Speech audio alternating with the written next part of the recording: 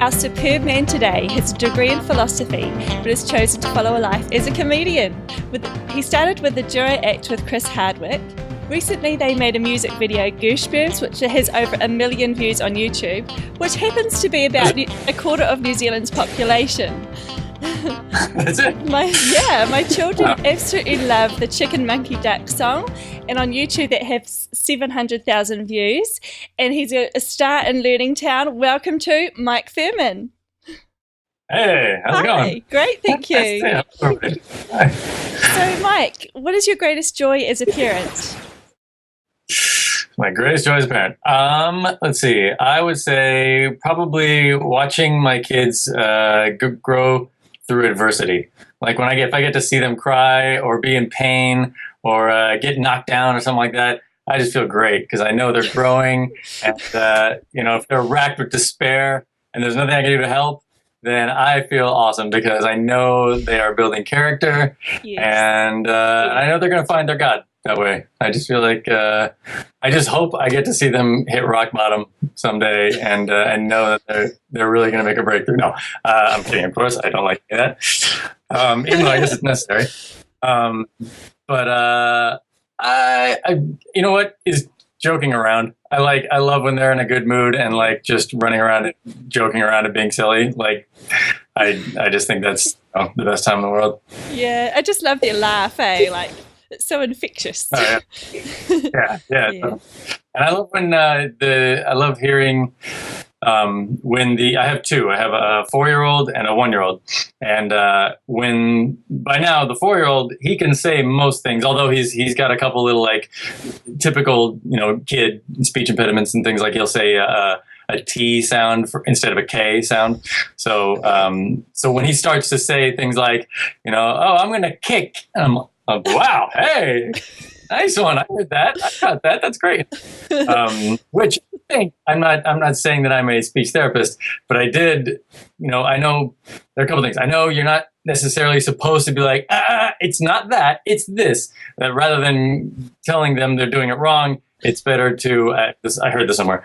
That it's better to just say it back to them in the way that you want it. Yes. That they should be saying it, right? So if he's like, I'd be at school right now. I could be like, you are at school right now. Well, although that doesn't really work. But anyway, I understand what you're saying there. Yeah. But yeah, like if he pronounces a word, you don't go, that's wrong. It's actually that you just, if he said, actually going along with that one, if he said, I'm going to stool, which right there, he's talking about going to the bathroom. He's just very technical.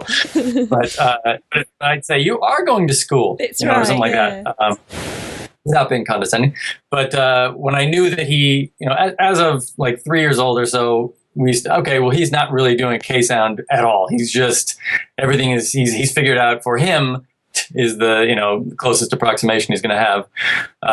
So I started to do a thing where I would try to get him to like, say things like, car. Wow. Because he likes doing sounds and he likes doing like weird little, so I'd be like, car, and he'd go, tar. Yeah. So I'd be like, keep going. But over the course of like 6 months or whatever, eventually I'd be like, car. And he started to do it. And little by little, now he's not. So again, I'm not a speech therapist, or probably be like, you idiot, you've ruined his case out.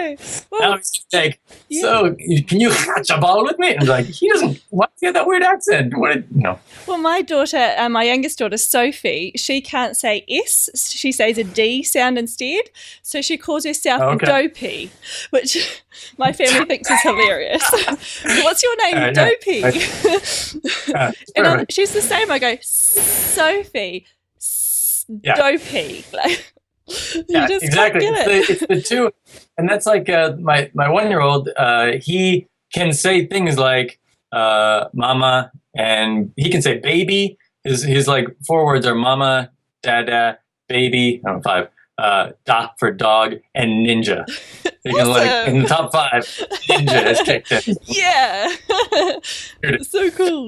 But you can't bridge two concepts like that. Like if I try to do mom, like daddy, he can do da and he can do d, but I'm like da, D, da, D. I'm like, yeah. All right. Well, that'll come of it. Yeah. But what I was going to say was one of my favorite things, and Grace Joyce, is to hear something new. Hear like when he did like the first time, and by now I don't even remember when they happened, but like, it's those moments where they catch you, like, like when he said, baby or ninja or something like baby out of nowhere.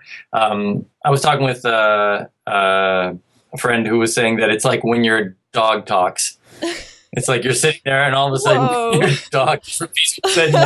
Oh my God, that's fantastic. So I love that. It's awesome.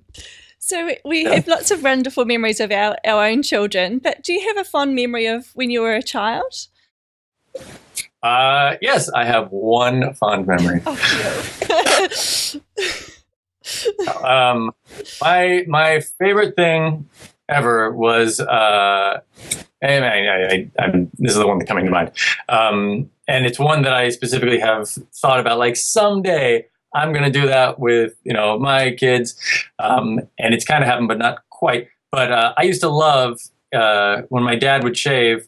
He would, and this is what was fun, but it's also why I don't do it with my kids. He would take shaving cream, like big Barbasol can, or whatever brand sponsors your show, and make a little thing, and he would say, "What do you see?" And I would be like, I see looks like a, I don't know, whatever the thing was, looks like a cat laying on top of a log or whatever it was.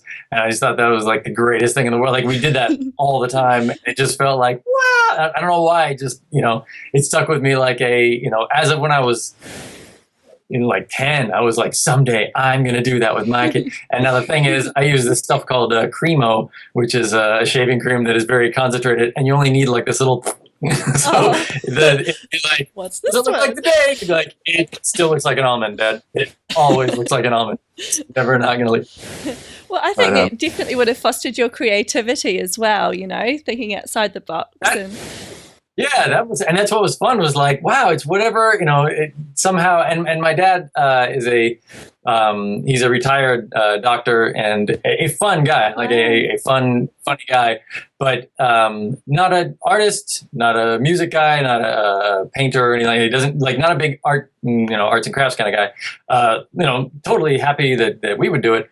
But so that was kind of like a moment where it was like we were doing like a creative thing together. So I thought that was pretty cool. Awesome. He also did a thing that I love doing, which is it's the gift giving misdirect, which is the thing where like no matter what the gift is, it could be anything at all. But if you're like, here you go, and they're like, cool, especially like how old are your kids? 5.5 and 3. Okay, cool. So that at times their appreciation level of gifts is 0, especially if there are a lot coming in. If it's a birthday or something like that, and it's like Chinese plastic treasure bath, they are not going to know or care what the next one is. But what I always loved was my dad would do a thing where he would say, all right, here you go. And it would be some like not great present, like a little dorky thing. And I'd be like, oh, okay, cool. And I'd probably say, thank you. Yeah. Okay. Well, it's not very good, but okay. Thank you. Thanks. And he'd be like, all right, do me a favor. Can you go out in the garage and get, my whatever, get a hammer, get whatever. And I'd be like, yeah, okay, I get it. And open the door and there would be, like a skateboard or a bike or something. Oh my God. That's so awesome. Yeah, so I love that. I love the I love doing magic tricks. I love just kind of the like making the world throw to them. Like that's fun for me, and it's fun to watch him also. Milo, the older one is Milo, the younger is Eli, and Milo will do magic to me, like because I like doing magic tricks to him because they're painfully easy. You can literally do like, wait a minute, hang on, what is that? And he'll, and look behind. And then turn around like a basketball's gone. Awesome.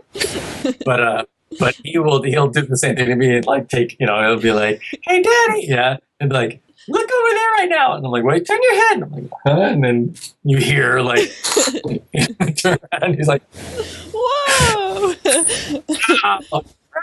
Right, now turn around again. It's like hide and seek. My girls love hide and seek at the moment, and my youngest 3, she hides behind the yucca plant, the small tree. It's like, I can definitely see you. There you are. That's the chance right there. The fact that she's not doing this and hiding in the room like that.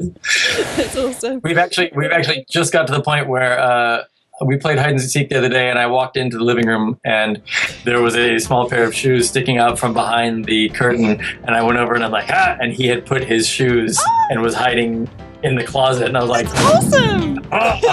Sneaky. That's really clever.